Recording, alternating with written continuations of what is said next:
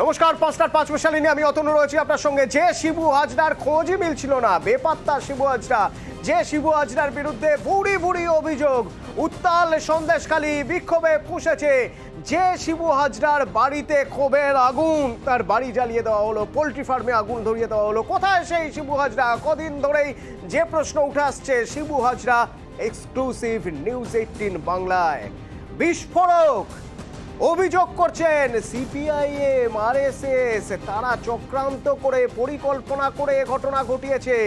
দাবি করছেন তিনি নির্দোষ। মানুষকে তাতিয়ে এলাকা অশান্ত করার চেষ্টা চলছে। সন্দেশখালীর মানুষ শান্তিপ্রিয়।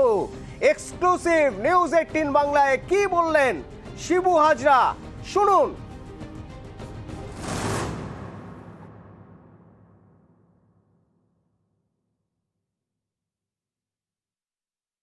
এমন একটা অভিযোগ উঠছে যে খেলার মাঠ দখল করে আপনি সেখানে আর কি পুকুর করেছেন, এই অভিযোগও করছে এলাকার মানুষজন। না না, দেখুন, কোনো কিছু না। ওরা যেগুলো বলছে সেগুলো পুরো মিথ্যে রটানো গল্প, সাজানো একটা গল্প তৈরি করেছে। ওটা খেলার মাঠ খেলাই করে, ওখানে পুকুর ছিল বিগত দিনে, এখনও সেটা আছে। এটা পাবলিকের জন্য, সবাই সাধারণ মানুষ খেলাধুলো করে, ওটা ওইভাবেই আছে। কিন্তু জমির যদি আমরা জোর করে দখল করে থাকি, একটা প্রুফ দেখাক যে আমরা জমি দখল করেছি, প্রমাণ দেখাক। আমরা গরিব মানুষকে পাট্টা দিই, কোনো মানুষকে জোর করে কোনো জমি নেওয়া হয়নি এরকম প্রুফ কোথাও আপনারা দেখাতে পারবে না। এটা কিন্তু পরিকল্পনা এটা করছে এরা। দেখুন, প্রথম দিন জমির আন্দোলন করার পর দ্বিতীয় দিন ঘর পোড়ালো, ফার্ম পোড়ালো, প্রতিটা ক্ষেত্রে ক্ষতি করেছে। এটা কিন্তু সম্পূর্ণ ইডি আসার পর, তারপরের থেকে আরএসএস একটা সংগঠনের টিম এবং নিরাপদ সর্দার সিপিএমের, এরা কিন্তু যৌথভাবে একটা বৈঠক করে, পরস্পর করে গভীর ষড়যন্ত্র করে এরা ভিতরে ভিতরে প্রতিটা বাড়িতে বাড়িতে গিয়ে মানুষকে একটা অন্য মন্ত্র ছড়িয়েছে। আমি এখনও বলছি যে এরা পরিকল্পনা করেই যাতে শিবু হাজরাকে এখান থেকে অ্যারেস্ট করানো হোক এবং যাতে এখান থেকে রাজনীতি ক্যারিয়ার শেষ করে দেওয়া হোক, এইসব পরিকল্পনা নিয়েছে। আমি কোনো অন্যায় কাজের সাথে যুক্ত নই। আরও একটা অভিযোগ উঠছে যে সন্দেশখালী এলাকায় মহিলাদেরকে শারীরিক নির্যাতন করা হতো, তাদেরকে তুলে নিয়ে এসে পার্টি অফিসে গিয়ে নির্যাতন করা হতো দিনের পর দিন। এই ধরনের অভিযোগ তারা করছেন এবং যখনই তারা থানায় দ্বারস্থ হয়েছেন সেটা আপনাদের কাছে পাঠানো হয়েছে, এমনটাও কিন্তু গ্রামের মানুষ, বিশেষ করে মহিলার অভিযোগ করছেন। দেখুন, এটা ভুল কথা, একদম ভুল বিষয়। আমরা মহিলাদেরকে সম্মান করি, মহিলা জাতিকে আমরা প্রচণ্ডভাবে সম্মান করি, তাদের পাশে থাকি। বাংলার মুখ্যমন্ত্রী মমতা বন্দ্যোপাধ্যায়কে দেখছেন যে সমান অধিকার দিয়েছে। আমরা সবসময় মানুষের পাশে থাকি, মহিলাদের সুরক্ষিত রাখার দায়িত্ব আমাদের থাকে একজন ব্লক প্রেসিডেন্ট হিসেবে, সেটা আমরা করেছি সর্বক্ষণ। কোনো মানুষের উপর অত্যাচার নয়, কোনো নারীর উপর অত্যাচার নয়। কোনো যদি প্রমাণ থাকে যে কোনো মহিলার উপরে আমরা অত্যাচার করেছি, কোনো মহিলার উপরে আমরা শুভ ব্যবহার করেছি, এরকম প্রমাণ থাকলে আইনত যা শাস্তি দেবে সেটা আমি মাথা পেতে নেব। এরা মানুষের কাছে গিয়ে হুইপ চালায়, যেটা বামফ্রন্ট আমলে করতো 34 বছর আগে, এখনও সেই জায়গাটা সুযোগ নেওয়ার পরিকল্পনা নিচ্ছে। কিন্তু তৃণমূল কংগ্রেসের থেকে মানুষ আছে। আমরা এখনও বলছি আপনাদের ক্যামেরার সামনে, যদি কোনো মানুষের সমস্যা থাকে আপনারা বলুন, কিন্তু মিথ্যে অপবাদ দিয়ে কখনো কিন্তু এই পরিবেশটাকে নষ্ট করবেন। আপনাদের কাছে অনুরোধ যে এই সিপিএমের এবং বিজেপির প্রলোভনে আপনারা পা দেবেন না। অবশেষে নিউজ 18 বাংলা এক্সক্লুসিভ তিনি আমাদেরকে বললেন সবটাই মানুষ আমার কাছে অভিযোগ করুক, থানায় অভিযোগ করুক, যদি কোনো অভিযোগ থাকে তাহলে আইনের মতন চলবেন, পাশে থাকার বার্তাও দিয়ে রাখলেন এই শেখ শাহজাহান, অর্থাৎ বেতাজ বাদশাহ শেখ শাহজাহানের অন্যতম একেবারে বিশ্বস্ত সৈনিক শিবপ্রসাদ হাজরা। সন্দেশখালী থেকে অর্চনের সঙ্গে জিয়াউল আলাম, নিউজ 18 বাংলা। আমাদের সঙ্গে কথা বলতে গিয়ে শিবু হাজরা বারবার বলছেন যে মানুষ তাদের সঙ্গে রয়েছে, মানুষের জন্য তারা কাজ করে এসেছেন। তাহলে তার পোল্ট্রি ফার্মে আগুন ধরালো কে? তার বাড়ি থেকে আগুন ধরালো, জানতে চেয়েছিলাম আমরা। বলছেন তাকে এলাকা ছাড়া করার চক্রান্ত হয়েছে আসলে। শুনুন। আমার মুরগি ঘর পোড়ানোর পর, আমার এই ঘর বাড়ি পুড়িয়ে দেওয়ার পর ওরা ভেবেছে যে একটা কেস কাছারির জায়গা হবে, বিভিন্ন ক্ষেত্রে আমরা হয়তো বাড়ি থাকতে পারবো না, আমাদের আইনি ব্যবস্থা নেবে। এরা বিভিন্ন ক্ষেত্রে তখন পরিকল্পনা নিয়েছে শিবু হাজরাকে কিভাবে একটা জায়গা থেকে সরিয়ে দেওয়া যেতে পারে, কিভাবে তাকে পরিকল্পনা করে ফাঁসানো যেতে পারে, তার চক্র। আপনারা তো দেখেছেন কিভাবে আমার ফার্মগুলোকে, বাচ্চা আছে, মুরগি বাচ্চা টাচ্চা, হাঁস বাচ্চা, ছাগল থেকে শুরু করে আমরা ঘর কিভাবে পুড়িয়েছে, জ্বালিয়ে দেওয়া হয়েছে, কিভাবে লুট করেছে আপনারা দেখেছেন। এইটা যে কত বড় অন্যায় কাজ।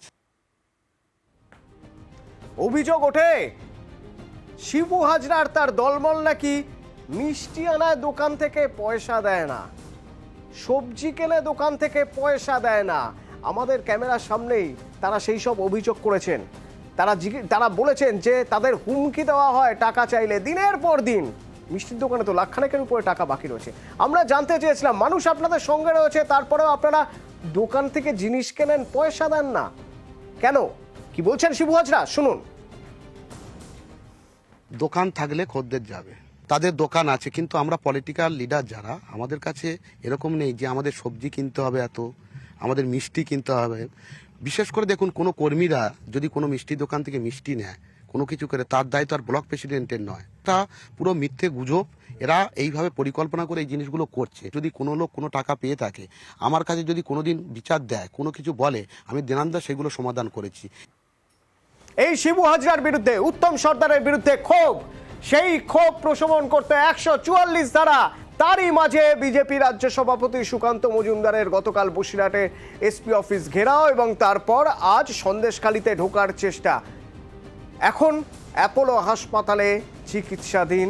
অ্যাপোলো হাসপাতালে তাকে নিয়ে আসা হয়েছে চিকিৎসাধীন। শারীরিকভাবে অসুস্থ বোধ করছেন তিনি। কি হয়েছে তার জানবো, কিন্তু দিনভর আজ কি হলো টাকিতে সেসব ছবি দেখাবো। কেমন আছেন সুকান্ত মজুমদার জানাবো বিরতির পর, সঙ্গে থাকুন।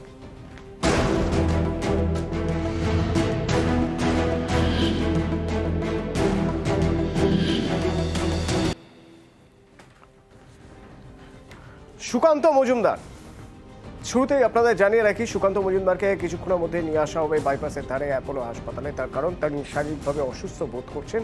কিন্তু কিভাবে তিনি অসুস্থ হয়ে পড়েন তা জানতে গেলে আজ সকাল থেকে টাকিতে ঠিক কি হলো আপনাকে একবার দেখে নিতেই হবে। এক নজর একবার দেখে নেওয়া যাক। আজ সকাল থেকে টাকিতে যে হোটেলে ছিলেন সুকান্ত মজুমদার, সেখানে পুলিশ জানিয়ে দেয় যে 144 ধারা আপনি সন্দেশখালী যেতে পারবেন না। তখন সুকান্ত মজুমদার জানান যে সন্দেশখালীতে তিনি যাবেনই এবং তিনি সরস্বতী পুজো করবেন, মূর্তি আনিয়ে রেখেছেন হোটেলেই। তো সরস্বতী পুজো করার কথা যখন বলছেন, সে সময় তার কর্মী সমর্থক যারা তার সঙ্গে ছিলেন সবাই সরস্বতী মূর্তি নিয়ে মেন গেটের কাছে চলে যান। সেখান থেকে বেরিয়ে বাইরে যান পুজো করতে, কিন্তু পুলিশ বাধা দেয়। দেখুন সে সময় ছবি, প্রথম ছবি।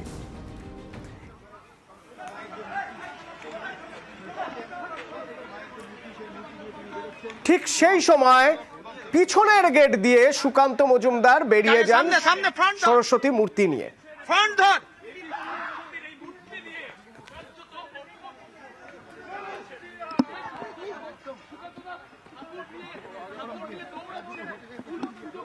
ধীর পায়ে এগোতে এগোতে আস্তে আস্তে তার চলার গতি বাড়ে, দৌড়তে থাকেন। একসময় গেট দিয়ে দৌড়ে বেরিয়ে যান এবং তারপর বসেন সরস্বতী পুজোয় ইছামতির ধারে।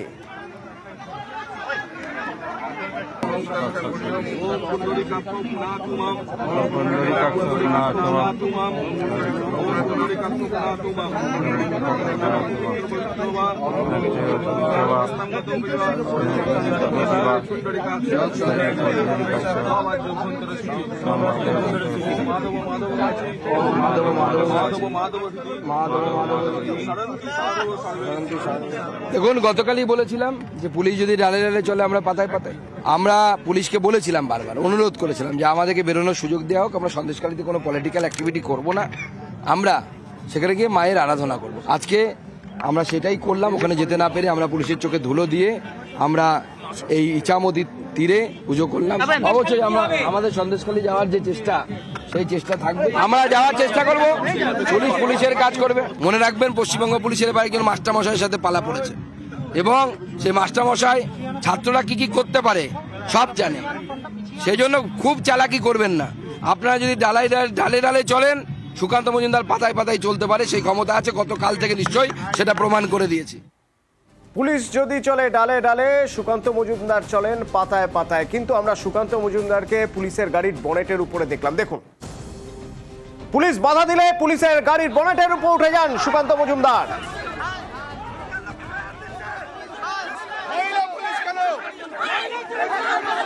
পুলিশ কর্মীরা তাকে থামাতে যান, তাকে সেখান থেকে নামাতে গেলে দুজন পুলিশ কর্মী ধাক্কা লেগে পড়েও যান।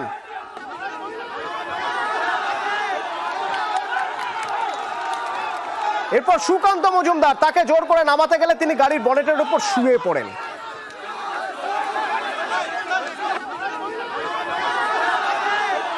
তখন তাকে জোর করে সেখান থেকে নামালে তিনি অসুস্থ বোধ করেন, লনে শুয়ে পড়েন। জল খাইয়ে মুখে চোখে জলের ঝাপটা দিয়ে তাকে সুস্থ করার চেষ্টা হয়। কোনো রকমে তাকে ধরে নিয়ে যাওয়া হয় গাড়িতে, কিন্তু গাড়ি হোটেল থেকে বেরোতে দেওয়া হয়নি। পারমিশন নেই কনভয়ে বেরোনোর, পুলিশ রাস্তা আটকে দেয়। তাহলে অসুস্থ সুকান্ত মজুমদারকে হাসপাতালে নিয়ে যাওয়ার কি হবে? পুলিশের গাড়িতে করে তাকে নিয়ে যাওয়া হলো বসিরহাট মহকুমা হাসপাতালে। সেখানে প্রাথমিক চিকিৎসা, অক্সিজেন দেওয়া হলো প্রথমেই, কারণ তার শ্বাসকষ্ট হচ্ছিল, ধস্তাধস্তিতে তিনি অসুস্থ বোধ করছিলেন, এবং তারপর তার ব্লাড প্রেশার সবকিছু মাপা হলো, চেক করা হলো, এবং বাইরে তখন দাঁড়িয়ে রয়েছে আইসিইউ অ্যাম্বুলেন্স। আমরা তখনই আপনাদের জানিয়েছিলাম সম্ভবত এই আইসিইউ অ্যাম্বুলেন্সে করেই তাকে স্থানান্তর করা হবে, অন্য হাসপাতালে নিয়ে যাওয়া হবে। সেই মতো কিছুক্ষণের মধ্যেই দেখা গেল অ্যাম্বুলেন্স রওনা দিল বসিরহাট হাসপাতাল থেকে, গন্তব্য বাইপাসের ধারে অ্যাপোলো হাসপাতাল। এই অ্যাপোলো হাসপাতালে তাকে নিয়ে আসা হচ্ছে, অ্যাপোলো হাসপাতালে নিয়ে আসা হচ্ছে। অ্যাপোলোর সামনে আমাদের প্রতিনিধি রয়েছে, সেখান থেকেও আমরা আপনাদের সেই ছবি দেখাবো। আর সারাদিন আজ বলা ভালো গতকাল থেকে সুকান্ত মজুমদারের সঙ্গে রয়েছেন আমার প্রতিনিধি ভেঙ্কটেশ্বর। ভেঙ্কটেশ্বর, জানতে চাইব, গতকাল আমরা দেখলাম রাত 12টা, 12:30টায় পুলিশ তাকে আটক করলো, তারপরে ব্যক্তিগত বন্ডে জামিন, তারপর আজ সকাল থেকে দিনভর যা হলো, তারপরে রাজ্য বিজেপির নেতারা কি বলছেন, তাদের পরবর্তী কর্মসূচি কি, কিভাবে তারা দেখছেন, তাদের পরবর্তী রূপরেখা কি, কিভাবে এগোতে চাইছেন? দলের রাজ্য সভাপতি আক্রান্ত হয়েছে এমনটাই অভিযোগ করা হচ্ছে, এবং পুলিশের বিরুদ্ধে অসহযোগিতার অভিযোগ আনা হচ্ছে রাজ্য বিজেপি শিবিরের তরফ থেকে। তাদের যেটা বক্তব্য যে সুকান্ত মজুমদার যখন অসুস্থ বোধ করেন, যখন তাকে একেবারে যে হোটেলের যে একেবারে তিনি লনে ছিলেন সেখান থেকে মাটিতে তিনি শুয়ে পড়েন, তারপরে তার যে গাড়ি ছিল সেই গাড়িতে তাকে একেবারে চ্যাংদোলা করে তোলা হয়, এবং যখনই সেই গাড়ি রওনা দিতে যায় হাসপাতালের উদ্দেশ্যে তখনই তার গাড়ি আটকে দেওয়া হয়, এবং জানিয়ে দেওয়া হয় যে দীর্ঘক্ষণ পুলিশের কাছে আবেদন করা হয় যে সুকান্ত মজুমদার অসুস্থ, তিনি অসুস্থ বোধ করছেন, তার শ্বাসকষ্ট হচ্ছে, তা সত্ত্বেও পুলিশের পক্ষ থেকে কোন রকম সহযোগিতা করা হয়নি, অসহযোগিতা করা হয়েছে, এই অভিযোগটা তারা করছে। অন্যদিকে তখন আমরা দেখলাম যে একেবারে পুলিশের পক্ষ থেকে বলা হয় যে তিনি হাসপাতালেই যাবেন, তিনি আমাদের যে গাড়ি রয়েছে পুলিশের, রাজ্য পুলিশের যে গাড়ি, সেই পুলিশে করেই সেই গাড়িতেই আমরা দেখি সুকান্ত মজুমদারকে তার যারা নিরাপত্তা রক্ষী ছিলেন তারা সেই গাড়িতে, রাজ্য পুলিশের গাড়িতে স্থানান্তরিত করেন, এবং প্রথমে তুমি জানো যে একেবারে সেখানে নিয়ে যাওয়া হয় তোমার হাসপাতালে, জেলা হাসপাতালে নিয়ে যাওয়া হয়, মহকুমা হাসপাতালে নিয়ে যাওয়া হয়, সেখানে তার চিকিৎসা হয়, এবং সেখানে হাসপাতালে তিনি যখন অসুস্থ বোধ করেন সেটা আমরা তার পরিবার সূত্রে যেটা জানতে পারছি সেটা কিছুটা শ্বাসকষ্ট অনুভব করেন, কিন্তু পরবর্তীকালে অক্সিজেন স্যাচুরেশন এখনো পর্যন্ত ঠিক রয়েছে, তারপরে তাকে কলকাতায় স্থানান্তরিত করা হবে এমনটাই সিদ্ধান্ত নেওয়া হয়, এবং সেই মোতাবেক সুকান্ত মজুমদারকে একেবারে কলকাতার উদ্দেশ্যে অ্যাম্বুলেন্সে করে নিয়ে যাওয়া হবে। এবং অ্যাপোলো থেকে রয়েছেন আমার প্রতিনিধি ওঙ্কার, রয়েছেন অ্যাপোলোর সামনের ছবি আপনাদের দেখাবো। সেখানেও রাজ্য বিজেপি নেতারা অপেক্ষা করে রয়েছেন, কারণ কিছুক্ষণের মধ্যেই অ্যাম্বুলেন্স সেখানে ঢুকবে, এবং সেই অ্যাম্বুলেন্স থেকে সুকান্ত মজুমদারকে অ্যাপোলোয় নিয়ে যাওয়া হবে। অ্যাপোলো হাসপাতাল কর্তৃপক্ষ তার চিকিৎসা করবেন। চিকিৎসকরা কি বলছেন সেদিকে আমাদের নজর থাকবে। রাজ্য নেতারা কারা সেখানে রয়েছেন, সেখান থেকেই রয়েছেন আমার প্রতিনিধি ওঙ্কার, বলতে পারবেন সরাসরি। ওঙ্কার, অতনু দেখো, আর খানিকক্ষণের মধ্যেই বাইপাসের দ্বারা এই বেসরকারি হাসপাতালে বিজেপি রাজ্য সভাপতি তথা সাংসদ সুকান্ত মজুমদার তাকে কিন্তু নিয়ে আসা হবে, এবং তার মাথায় একটি চোট রয়েছে, সেই জন্যই তাকে নিয়ে আসা হবে। এবং প্রাথমিকভাবে যেটা এখনো পর্যন্ত চিকিৎসকরা মনে করবেন তাকে দেখার পর যে তার একটা এমআরআই এর প্রয়োজনীয়তা রয়েছে কিনা, তার জন্য কিন্তু এমআরআই সেট আপ থেকে আরম্ভ করে চিকিৎসক, এমার্জেন্সি মেডিকেল অফিসার প্রত্যেকেই কিন্তু এই মুহূর্তে উপস্থিত রয়েছেন। আর খানিকক্ষণের মধ্যে সুকান্ত মজুমদার তাকে কিন্তু নিয়ে আসা হবে এই বাইপাসের দ্বারা বেসরকারি হাসপাতালে। ইতিমধ্যে আপৎকালীন বিভাগের বাইরে যেরকম ভাবে দেখা যাচ্ছে বিজেপি কর্মী সমর্থকদের একটা কার্যত ভিড় শুরু হয়ে গিয়েছে, সজল ঘোষ থেকে আরম্ভ করে অন্যান্য বিজেপি নেতারাও কিন্তু এসে উপস্থিত হয়েছেন তাদের রাজ্য সভাপতিকে দেখার জন্য এবং তার শারীরিক অবস্থার খোঁজ খবর নেওয়ার জন্য।